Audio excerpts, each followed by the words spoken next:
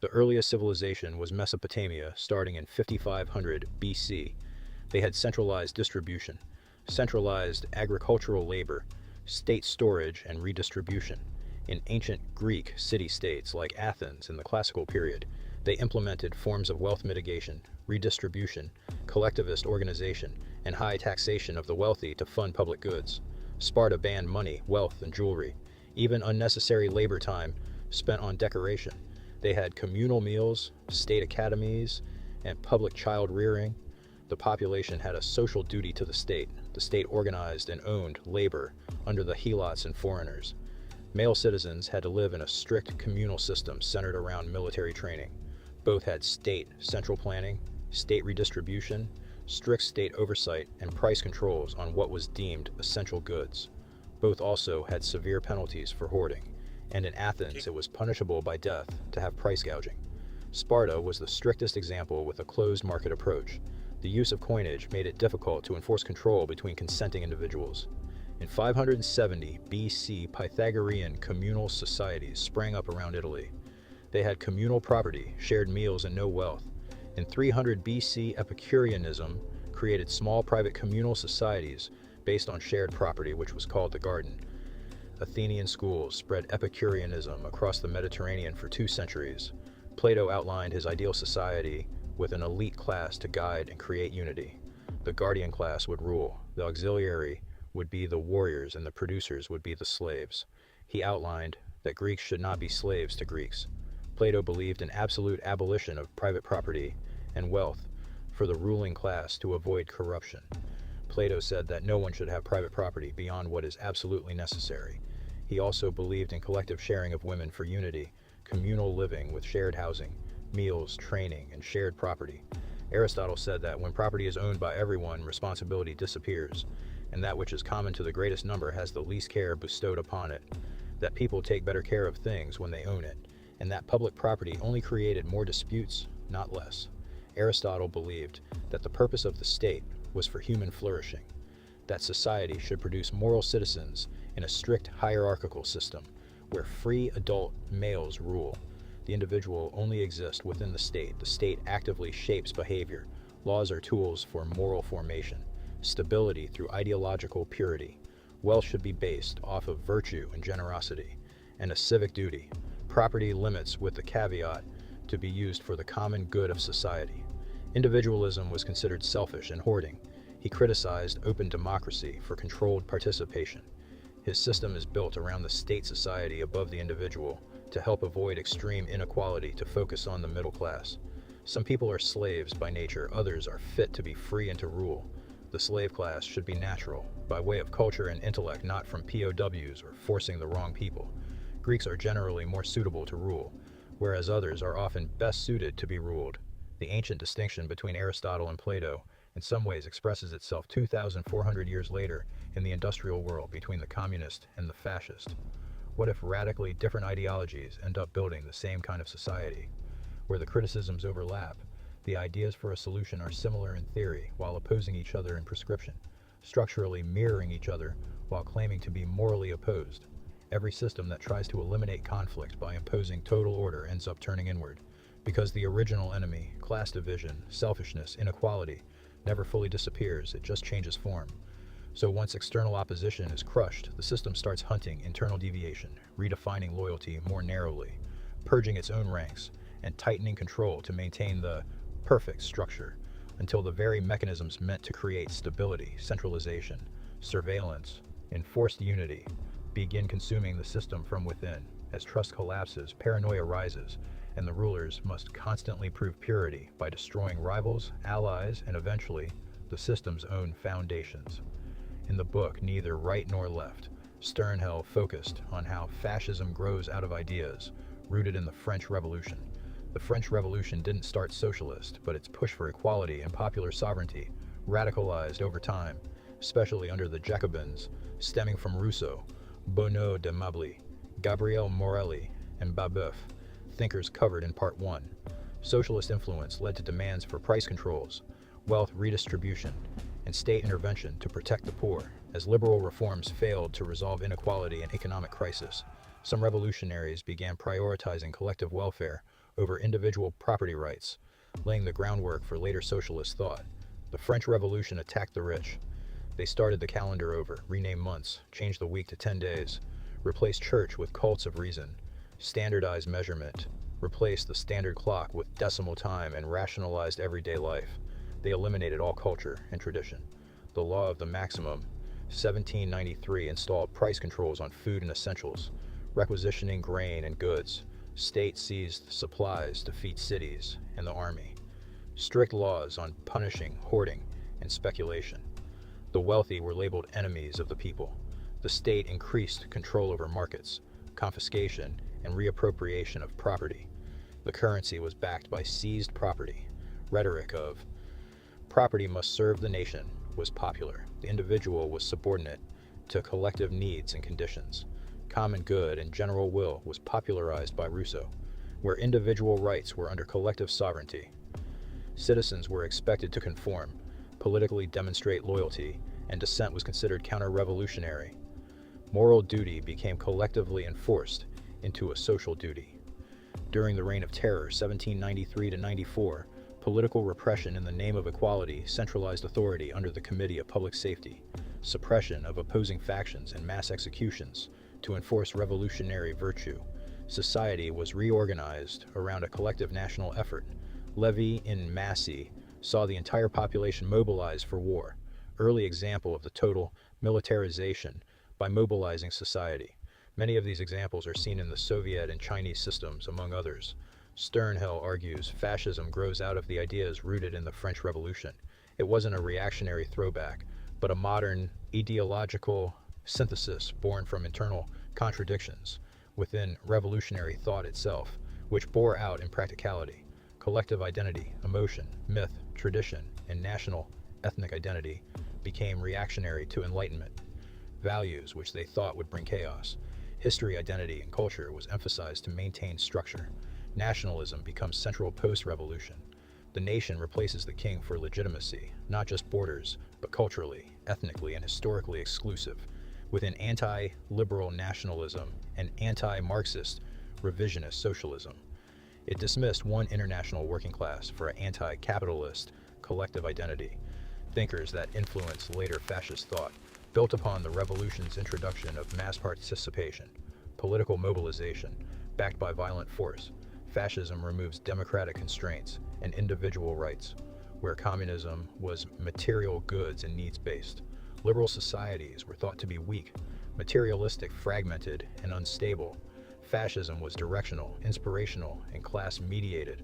Sternhell argues fascism was already a parallel system before Mussolini offered it as a solution to capitalism and communism. It was collective purpose for unity, meaning, and order, through discipline and hierarchy.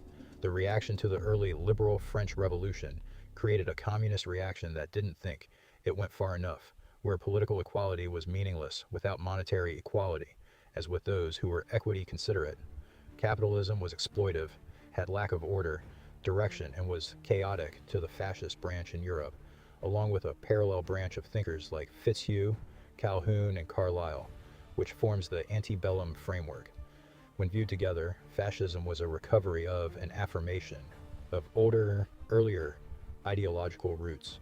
They both saw liberalism as unstable, capitalism as extortive, individualism as greedy and non-directional, and property as conditional. Hitler believed cultural advancement proved racial hierarchy. Mussolini believed in the state as directional. As seen in Video 1, most socialists believed equity to be unnatural to some degree. It either wasn't the focus, was assumed, or they realized how hierarchy and even authoritarianism was necessary. Overall, both fascist and antebellumist were explicitly anti-liberal and reacting to what they viewed similarly as modernity's problems, which sets the stage for later postmodernism, like with Foucault and Lyotard, who also rejected Enlightenment universalism, but instead of hierarchy, they deconstructed the ideas of objective truth and universal reason itself as tools of power, where fascist and antebellumist attack liberalism as too egalitarian and destabilizing. Postmodernists attack it for masking domination under claims of neutrality. Skeptical aversion of liberalism splits, where one uses hierarchy and authority, and the other dissolves it entirely. Positive good and your duty to it was the justification of domination for necessary order. Hitler and Mussolini are the usual reference to fascism, but from where did they get ideas, and who did they read? Mussolini's main influences included Georgios Sorel. He believed rights were granted by the state, not inherited. He was anti-capitalist. He was against the wealthy and liberal democracy. He believed in the nation, destiny, collectivism, authoritarianism, and hierarchy stemming from a workers-led revolutionary socialist movement. Vilfredo Pareto believed elites should rule society, was critical of capitalism, sociologically anti-liberal. The individual was not paramount. He didn't believe in natural rights. He believed in natural law of hierarchy. He believed inequality was natural and that people were driven by emotion, though not a collectivist or a socialist. Giovanni Gentili, a leftist, socialist intellectual and former Marxist like Mussolini, was pro-hierarchy and authoritarianism, anti-liberalism and individualism, and a collectivist. He believed the state was the highest expression of the collective mind, everything within the state, nothing outside the state, and was for redistribution and wealth mitigation. He believed in class collaboration for cohesion under a state-coordinated economy where rights were granted by the state. Mussolini aligned closely to those thinkers, especially Gentili. He believed in wealth equalizing through inheritance tax and a steep progressive tax. Extra taxation on war profit, had land redistribution proposals, social welfare and state arbitration for the workers' behalf, imposed rent control, regulated finance and direct investment, and had state-organized workers' unions. Production was centralized under the national agenda. He believed class conflict must be suppressed into a harmonic system under the nation. Hitler's inspirational thinkers included Houston Stewart Chamberlain. He was a collectivist and believed in authoritarianism and hierarchical cultural nationalism. He was anti-liberal, anti-individual, and anti-private property rights. Oswald Spengler was an anti-capitalist and anti-liberalism. He supported what he called Prussian socialism, which was based off of a social duty, discipline, hierarchy, and the nation above the individual, a collectivist based in national duty. And Gottfried Feder was a National Socialist who believed the economy should be controlled by the state for the state's goals. He believed in the elimination of interest income and mitigation of wealth, an anti-individualist. He believed in conditional property use and was a collectivist. For Hitler, the nation was ethnic unity of shared blood, history, and destiny. The nation was above all, above God and the individual. The individual existed for the nation and economy. Class is subordinate to the nation, where workers and owners function under the authority and interaction of the state. He believed in a heavy inheritance tax, welfare programs, and subsidized infrastructure of public works, subsidized family agriculture, worker benefits, housing, and even leisure. All able-bodied had to participate and sign up for state labor programs, price control on necessary goods, state-organized workers' unions, and was against unearned income from interest. The regime redistributed and expropriated property from targeted groups, including businesses who disobeyed price control or other rules, or if they were seen as anti-party. If you were anti-worker party, you were anti-society and anti-Germany and a traitor to the state. They had strong rhetoric attacking interest in speculative finance earnings. With the fascist, the market no longer operated under supply and demand-based markets, and competition was largely restrained by regulation, government approval, and contracts. State-owned institutes controlled most of industry, compelled and strongly pressured businesses to invest in government priorities. The Nazis' four-year plan had state-directed investment in steel armaments, synthetics, and many other sectors for production quotas and directives, told firms what to produce, along with price and wage controls. Workers were assigned to labor, and large sections of industry were nationalized. Industry was organized by the state, controlled bodies representing workers and employers who conducted oversight. Corporatism can be placed under the socialist umbrella because it subordinates private property, labor, and capital to collective economic goals defined and enforced by the state. Ownership may remain nominally, but owners lose sovereign control over investment, production, wages, labor, and capital to the state-defined common good, not market conditions. It rejected capitalism and property rights, using a social duty as for the justification for authoritative collective control. Position between capitalism and communism are better known as the Third Way. During the Italian Social Republic, worker participation was organized into management. profit-sharing arrangements in firms were pushed by Bombaci in his heavy fascist ideals push. Nicola Bombaci, who founded the Italian Communist Party, and Alessandro Pavolini were involved during the later phase of Italian fascism, pushing what's called hardline fascism, starting before the collapse of the regime. It was the formation of the Italian Social Republic. They called it a return to true original fascism. Bombaci, who was close to Vladimir Lenin and a hardline Marxist turned fascist, advocated for worker participation in industry, heavy nationalization, and limits on large capital, while Pavolini, as a key regime enforcer, backed a more radical, militant restructuring of the state and economy along corporatist lines. Together, they promoted a version of fascism that tried to fuse nationalism with controlled economic redistribution and worker inclusion. Fascism rejected the conception of class struggle and focused on class cohesion under and for the nation-state as a unifier.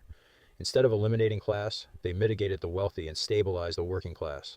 They were against the communists, focused on materialism and basic needs, and focused on purpose, direction, and meaning to the working people. Both Alessandro Pavolini and Nicola Bombaci were loyal fascists to the end, dying with Mussolini during their capture. Mussolini said, "Socialism is in my blood. Fascism is a form of socialism. In fact, it is its most viable form." Hitler said, "We are socialist. We are enemies of today's capitalist economic system. What Marxism, Leninism, and Stalinism failed to accomplish, we shall be in a position to achieve." During Hitler's table talk, he said, "What does socialism mean? If people have to eat and their pleasures, then they have socialism. The good of the community comes before the good of the individual." Fascism was national unity rather than class revolution. It was state-directed economy rather than a state-run economy. In Chart 1, we can see where capitalism, feudalism, religious communism, and communism sit next to each other with their ideals. This next chart shows communism, religious societies, moral liberalism, classical liberalism, and individualistic anarchy in comparison to each other's ideals. In this chart comparison, we can see where all the thinkers we talked about sit with each other. Marx, Rousseau, Mussolini, Hitler, Fitzhugh, Adam Smith, Ben Franklin, and Locke. We see an interesting pattern. Collectivism and social duty is the most universal ideal, followed by authoritarianism, hierarchy, and paternalism.